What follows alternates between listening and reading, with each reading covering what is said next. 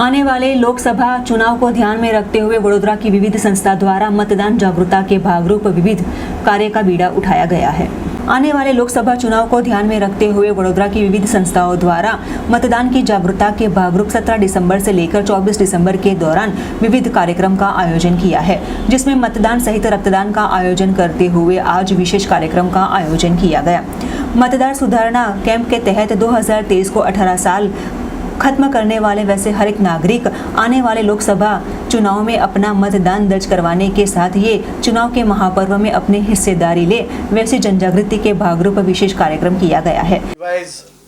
role revision process એટલે કે જે આપણા ઇલેક્ટોરલ રોલ કહેવાય 2023 એ સુધારણા કાર્યક્રમ ચાલી રહ્યો છે,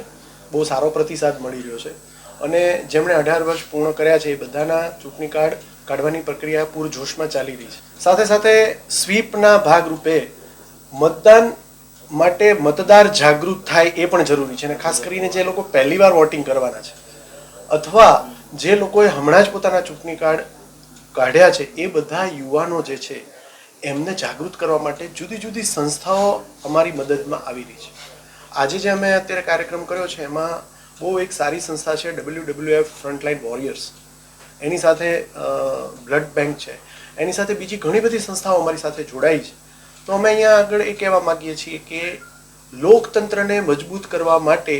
યુવાઓની શક્તિ જરૂરી છે, યુવાઓમાં જાગૃતતા જરૂરી છે, પોતાના મતદાનનો પોતાના મળેલા અધિકારનો યુવા ઉપયોગ કરે તે જરૂરી છે અને આ માટે યુવાઓએ આળસ ખંખેરવી પડશે,